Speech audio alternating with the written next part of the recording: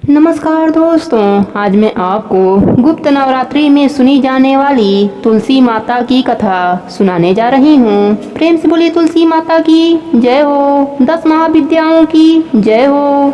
एक नगर में एक गरीब ब्राह्मण अपने पत्नी के साथ रहता था। वह भिक्षा मांगकर अपना जीवन गुजारता था और नारायण भगवान की पूजा में लगा रहता था। वह उतना ही भिक्षा मांगता जिससे उसके व उसके परिवार का पेट भर सके। एक बार उस नगर का राजा खूब दान पुण्य कर रहा था। राजा किसी भी गरीब को अपने महल से खाली हाथ वापस नहीं जाने देता था। दूर दूर से गरीब राजा के पास आते और मुंह मांगा दान लेकर चले जाते। एक दिन ब्राह्मण की पत्नी ने ब्राह्मण से कहा कि आपने सुना, राजा आजकल खूब दान पुण्य कर रहा है, आप भी जाइए और राजा से कुछ मांग कर लाइए। ब्राह्मण ने अपने पत्नी को समझाते हुए कहा, तुम तो बावरी है, हमें धन की क्या जरूरत, हमें इतना तो मिल ही जाता है जिससे हम अपना पेट भर सकें। और राजा का धन अच्छा नहीं होता, वह हमें नहीं लेना चाहिए। लेकिन ब्राह्मण की पत्नी जिद पर अड़ गई और बोली, मैं तुम्हारी एक भी बात सुनने वाली नहीं हूँ, कब तक हम कंगाली में जीते रहेंगे। तुम तो रोज माला लेकर बैठ जाते हो, अपने बच्चों को क्या खिलाएं, क्या पहनाएं। जब बच्चे दूसरे बच्चों को पहनते उड़ते और खाते पीते देखते हैं तो उनका भी मन ललच जाता है। आज तुम राजा के पास जाओ, राजा बहुत भला व्यक्ति है, वह हमें जरूर मुंह मांगा दान देगा। मजबूर होकर ब्राह्मण राजा के महल की ओर चल दिया, पर राजा उस समय महल में नहीं मिला।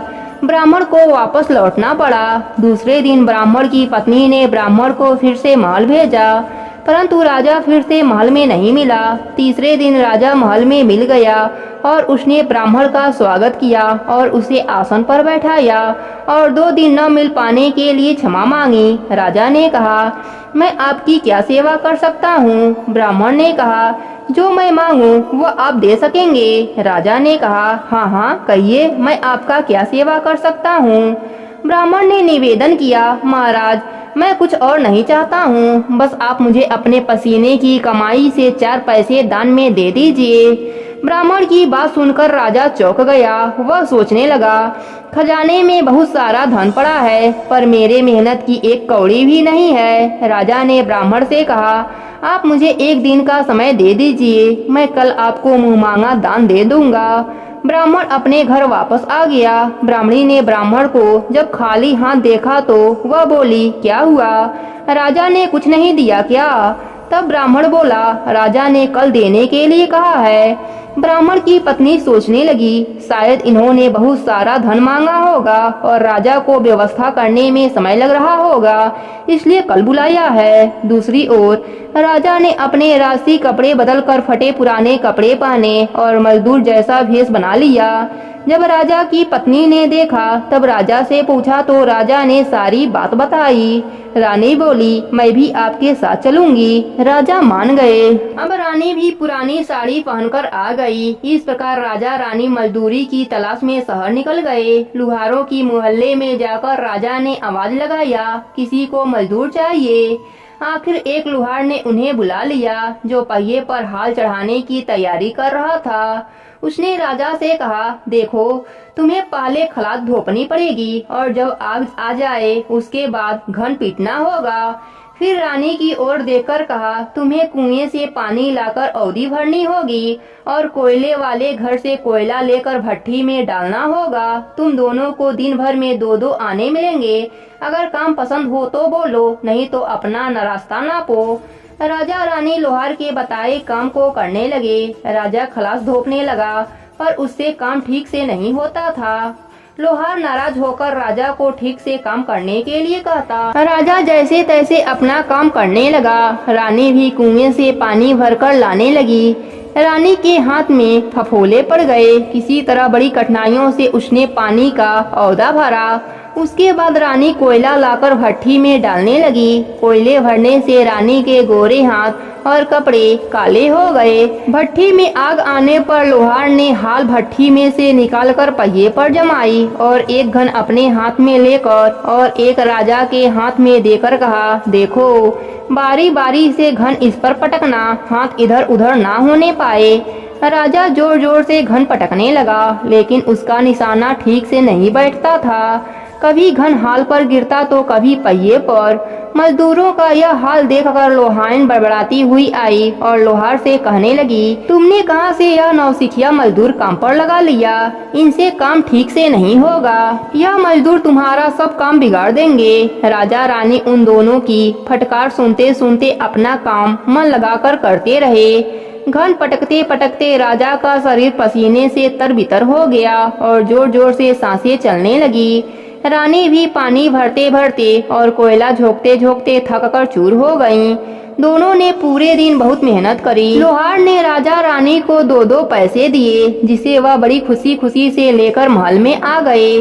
आज उन्हें पता चला कि मेहनत की कमाई कैसी होती है। राजा ने 4 पैसे अलग रख दिया और अगले दिन ब्राह्मण को बुलाकर उसे दे दिया।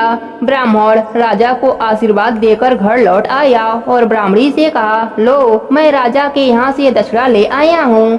ब्राह्मणी खुश होकर दौड़ती हुई आई, पर उसने जब 4 पैसे देखा तो वह ठिठक कर रह गई और उन्हें दूर फेंक दिया। वह जल भूनकर ब्राह्मण से बोली, तुम जैसा दरिद्र राजा के वहाँ जाकर भी कुछ नहीं मांग पाए, शर्म नहीं आती? कहकर वह रूठ कर चली गई और बहुत देर तक बड़बड़ करती रही। ब्राह्मण ने उन 4 पैसों को उठाकर तुलसी के पौधे के पास रख दिया और सोचा, जब ब्राह्मणी शांत हो जाएगी तो जरूरत पड़ने पर उठा लेगी। परंतु कई दिनों तक वह वैसा ही रखा रहा और फूल ऊपर से पत्ते गिरने से मिट्टी में दब गया। ब्राह्मण और ब्राह्मणी दोनों जन उस सिक्कों के बारे में भूल गए। कुछ समय बाद तुलसी घर में 4 पौधे उगे। चारों पौधे बहुत ही सुंदर थे। यह देख ब्राह्मणी रोज उनमें पानी डालने लगी। कुछ समय के बाद वह पौधे बड़े हो गए और उनमें फूल लगने लगे। फूल सूखने पर उनमें से मोती झड़ने लगे। ब्राह्मण और ब्राह्मणी ने कभी मोती नहीं देखा था। वह समझे कि कोई बीज है। हर रोज काफी फूल झड़ते और बहुत मोती पूरे तुलसी घर में बिखर जाते। ब्राह्मणी उन मोतियों को समेटकर घर के एक कोने में डाल देती। इस तरह वहाँ मोतियों का ढेर लग गया। एक दिन एक सब्जी वाली आई। ब्राह्मणी को सब्जी लेनी थी, पर उसके पास पैसे नहीं थे। उसने सब्जी वाली से कहा, क्या तुम इन चमत्कार बीजों के बदले सब्जी दे सकती हो? सब्जी वाली ने देखा तो वह पहचान गई कि यह तो मोती हैं। उसने खुशी खुशी ब्राह्मणी को उन मोतियों के बदले उनकी मनपसंद की सब्जी देने लगी। अब से हर रोज ऐसा ही होने लगा। ब्राह्मणी और सब्जी वाली दोनों खुश थे। सब्जी वाली यह सोचकर खुश थी कि मुझे 1 पैसे की तरकारी के बदले हजारों का माल मिल जाता है, और ब्राह्मणी यह सोचकर खुश थी कि इन बीजों के बदले सब्जी मिल जाता है। इस प्रकार कुछ समय बीत गया। उधर राजमहल में कई हंस थे जो मोती चुगते थे। राजा का यह नियम था, जब राजहंस मोती चुगते थे उसके बाद ही राजा और उसका पूरा परिवार भोजन करता था। एक समय राजा का राजकोष खाली हो गया। अब राजा को मोती खरीदने के पैसे नहीं थे। यह खबर पूरे नगर में फैल गई। ब्राह्मण और ब्राह्मणी को जब यह पता चला तो उन्होंने यही विचार किया कि राजा बहुत दानी और नेक दिल का है। उसने अपना सब कुछ दान कर दिया, यहाँ तक कि उसके पास खाने तक का कुछ भी नहीं है। ऐसी हालत में हमें उन लोगों की कुछ सहायता करनी चाहिए। ब्राह्मण ने ब्राह्मणी से कहा, अगर तुम कहो तो इनमें से कुछ बीज राजा को दे आऊं। तो वह कहती है कि इससे सब्जी और खाने की चीजें मिल जाती है, रोज इसके बदले सौदा लिया करती हूँ। ऐसा कहकर ब्राह्मणी एक कटोरी बीज भरकर लाई।